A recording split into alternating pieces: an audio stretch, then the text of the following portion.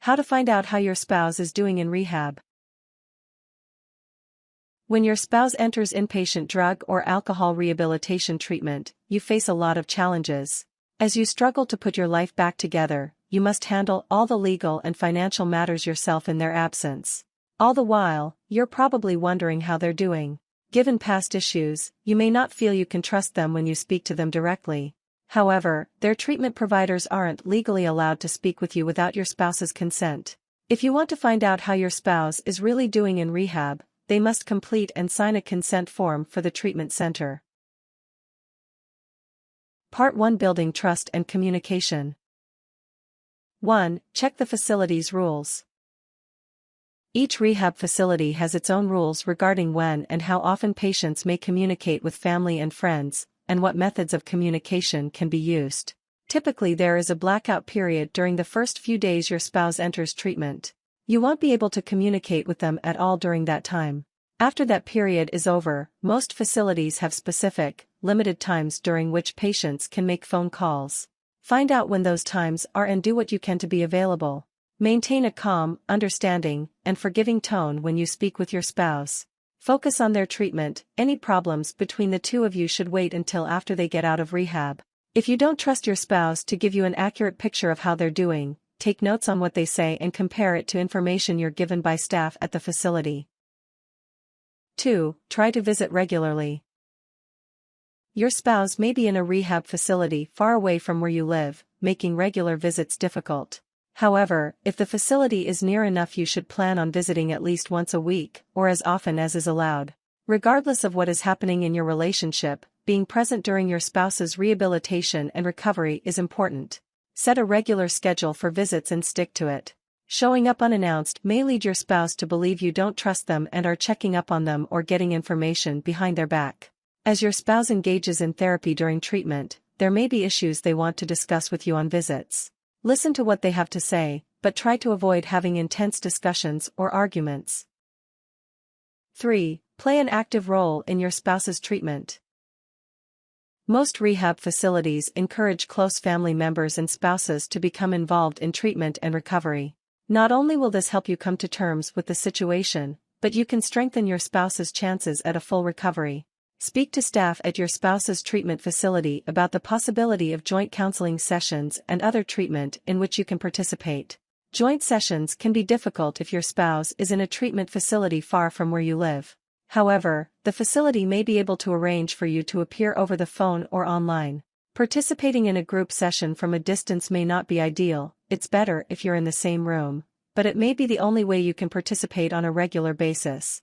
While you can get reports from doctors and staff at the facility, provided your spouse signed a consent form, participating in joint sessions is one of the best and most reliable ways to find out how your spouse is really doing in rehab. Part 2: Knowing your legal options. 1. Locate a valid consent form. If you want to get reports about how your spouse is doing in rehab directly from the treatment facility staff, this can only be done with a consent form.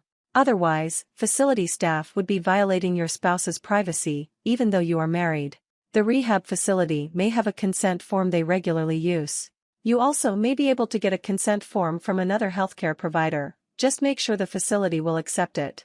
The consent form must include your spouse's full name, your full name, the name of the treatment facility, and the reason the treatment facility is disclosing your spouse's information to you. The consent form also should state the dates during which information can be disclosed, and may provide limits as to the types of information the facility can disclose to you. The dates typically are the dates your spouse will be at the facility. 2. Have your spouse sign the consent form. For the consent form to be valid, it must be signed by your spouse, typically in the presence of a notary public. If your spouse refuses to sign, you may want to speak to someone your spouse trusts and see if they can convince your spouse to sign. You may be able to convince a reluctant spouse by reminding them that they can revoke consent at any time, even orally. In this way, medical consent forms are different from any other written agreement, which can only be revoked with another written agreement. However, keep in mind that if your spouse decides to revoke the consent during treatment, that will be the end of any information you get from their treatment providers. 3. Take charge of legal and financial matters. Depending on the circumstances under which your spouse entered rehab, there may be ongoing legal or financial issues. Handling these matters yourself enables your spouse to focus on their treatment and recovery. Keep in mind that most rehabilitation facilities don't allow patients to use their own mobile phones, laptops, or tablets while in treatment. This can make it difficult, if not impossible, for your spouse to handle regular communications or pay bills. While your spouse is in rehab, it's up to you to untangle any financial issues and get you both on the right track. Hiring an accountant or other financial professional can be helpful here. You also need to make sure you have passwords and other information that will enable you to access accounts. If your spouse has any ongoing legal matters, be prepared to work closely with your spouse's attorney as a sort of point person. Your spouse's attorney likely will have any hearings your spouse is expected to attend continued until your spouse gets out of rehab. 4. Create power of attorney for yourself. If your spouse has accounts or other interests that you need to access, you may need to prepare documents to have yourself named as power of attorney. This document gives you the ability to control accounts where you are not listed as a joint account holder. You can find forms online that you can use to create a power of attorney. There aren't detailed legal requirements or particular language you have to include. Ideally, this document should be completed and signed by your spouse before they enter treatment. Keep in mind that your spouse must sign the document in front of a notary public. The power of attorney gives you the ability to sign documents and handle accounts in your spouse's name while they are in treatment. Part 3. Improving yourself during your spouse's rehab. 1. Take advantage of family support resources. Many rehab facilities offer programs and resources for spouses and family members of the person receiving treatment. When your spouse enters rehab, you typically will receive information about anything available for you. Your ability to participate may be limited if your spouse is in a facility located far away. However, you still should make the effort to get as much help as you can. Family support offered by rehab facilities is specifically designed to help you deal with the situation and complex emotions that develop as a result of having a spouse in rehab. Participating in programs offered by the facility for family members also sends the message to your spouse that you care about helping and supporting them through their recovery. 2. Join a support group. Whether offered by your spouse's rehab facility or another organization, a support group can help you connect with others who have loved ones in rehab. These groups enable you to help each other handle the difficulties that come with having a loved one who is battling addiction to drugs or alcohol. The person who is addicted is not the only one who suffers. Being able to talk to people who are in similar situations to yours helps you cope and understand that you're not alone. People in a support group also have a unique ability to support you because they are dealing with the same issues you are. The rehab facility where your spouse is getting treatment may be able to connect you to support groups in your area. You also can check with nonprofit organizations devoted to helping people addicted to drugs or alcohol and their families. 3. Develop your own life and interests. Before your spouse entered rehab, their drug or alcohol addiction likely took up a significant part of your time, effort, and money. While they're seeking treatment, take the time to reconnect with your own interests. Even though finances may be tight, with some creativity you can find ways to pursue your own interests that won't break the bank. For example, if you enjoy art, you might want to find a community art group at your local community center. Similar resources also are often available at your public library.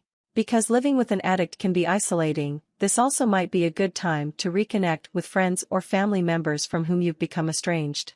Living your own life helps you rebuild your own self-esteem and find positive outlets for your energy and frustrations. Ultimately, this will help your spouse as well. You're likely already spending a lot of money to get your spouse the help he or she needs. This is not the time to scrimp on help for yourself. 4. Write a letter to your spouse. Particularly if there were problems in your relationship that precipitated your spouse's rehab, knowing how to talk to your spouse can be difficult.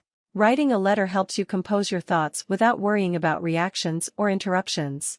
A letter gives you the opportunity to talk about issues that are important to you and have more assurance that you are being heard. If you write your spouse a letter, he or she can read it several times and discuss it with therapists. Being in rehab gives your spouse time to read and focus on your statements.